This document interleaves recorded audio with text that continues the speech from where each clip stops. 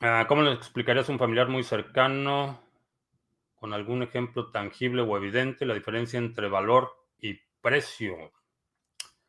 La diferencia entre valor y precio. Es una buena pregunta. Hay una anécdota muy, muy interesante que, digo, parece ser que no es real, pero creo que ilustra el caso de que en algún momento, eh, hasta se me olvidó el nombre, Pablo Escobar.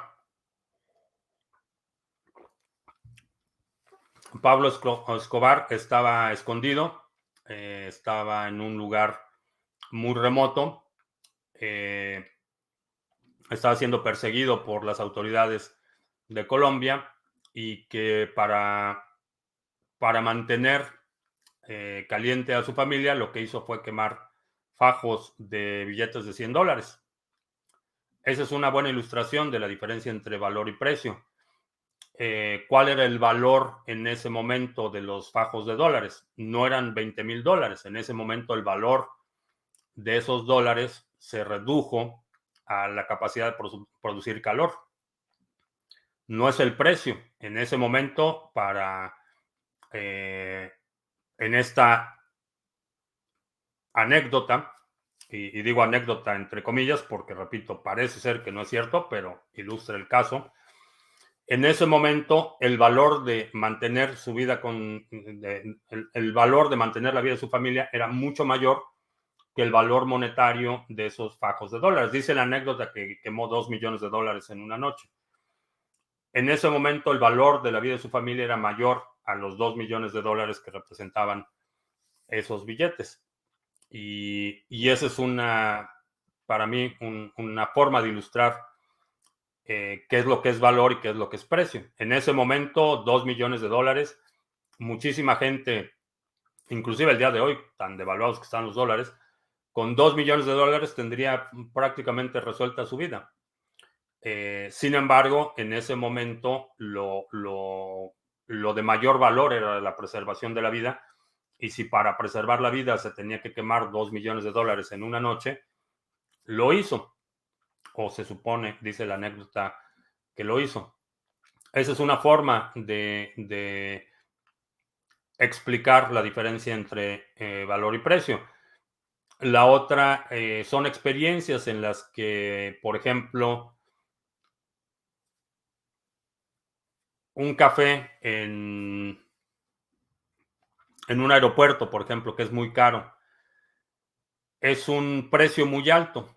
Sin embargo, en muchas ocasiones, cuando estás con prisa, por ejemplo, estás dispuesto a pagar más porque en ese momento el valor de tu tiempo excede la diferencia del precio del artículo que estás comprando. Que ese es el fundamento de una industria de miles de millones de dólares, la industria de la conveniencia.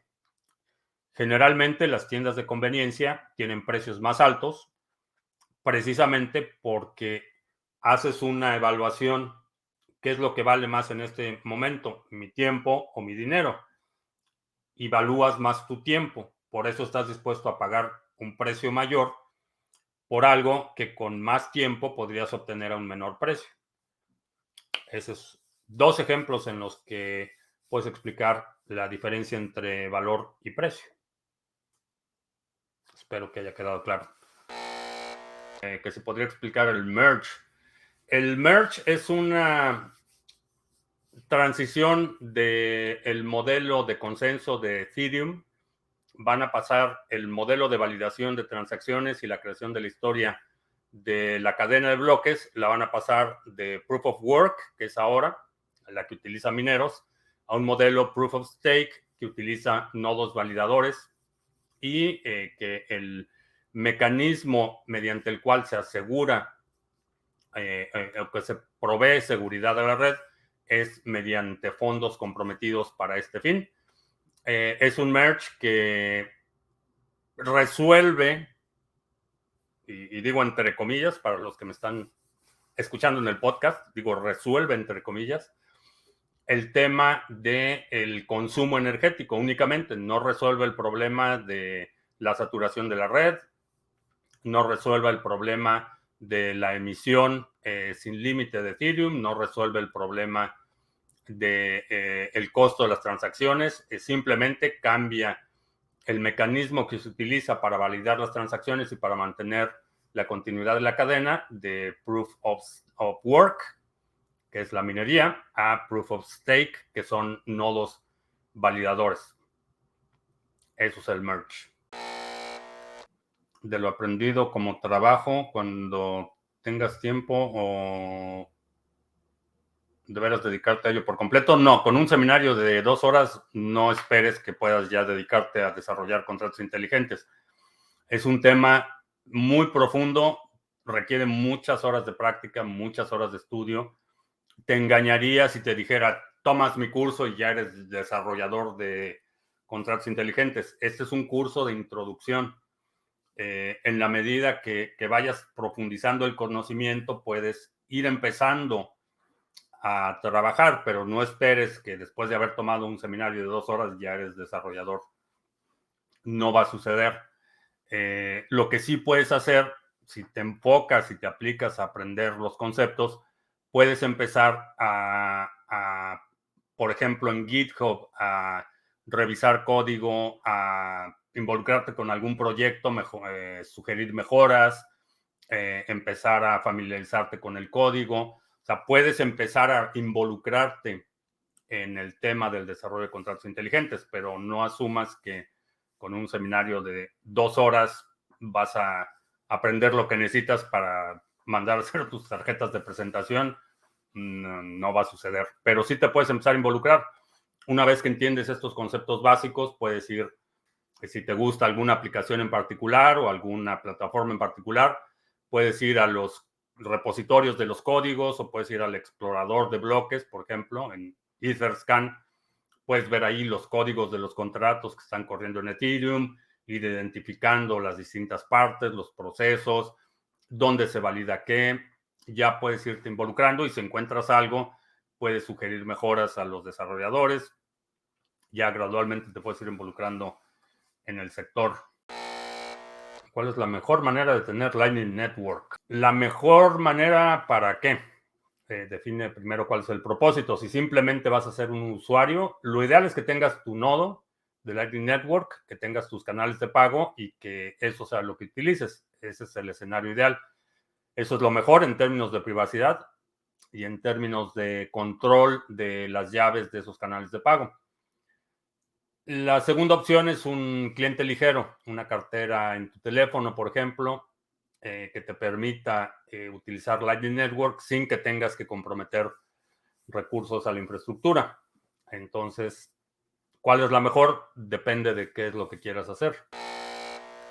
¿Cómo funciona una red peer-to-peer? Dice Cardano, cuando sea peer-to-peer aumentará su descentralización. Cardano ya es una red peer-to-peer. Bitcoin es una red peer-to-peer. Lo que significa una red es una red de pares, es en la que todos los participantes de la red tienen la misma jerarquía. Entonces, todos se comunican en términos iguales. Una analogía sería, bueno, en la arquitectura de una red, vamos a suponer Internet. Internet tiene muchos dispositivos, pero esos dispositivos están organizados en una jerarquía. Hay ciertos dispositivos que tienen una función especial y otros dispositivos recurren a estos dispositivos para la función especial. En el caso de una red peer-to-peer, todos los participantes son pares. Los mineros tienen sus nodos y un nodo de un minero no tiene una jerarquía mayor, no tiene privilegios distintos a los que tienen tu propio nodo. Entonces, es una red de iguales en términos de participación, en términos de funcionalidad. Todos los participantes de la red ofrecen el mismo servicio. Es decir, tú, si tienes un nodo público, propagas tus transacciones y haces relay de las transacciones de otros nodos.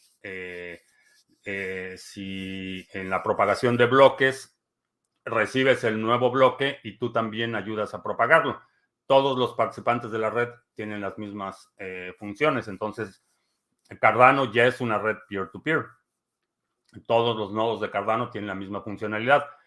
El pool de staking tiene un software que funciona por encima del nodo, pero tenemos un nodo completo de Cardano operando en el pool y ese nodo completo de Cardano tiene las mismas atribuciones y las mismas funcionalidades que cualquier otro nodo en la red. Es una red no jerárquica. ¿Aumentará su descentralización? Sí, en la medida que hay más participantes en una red peer-to-peer, la red es más descentralizada, porque como todos los nodos cumplen la misma función, mientras más nodos hay, más oferta de esa función existe.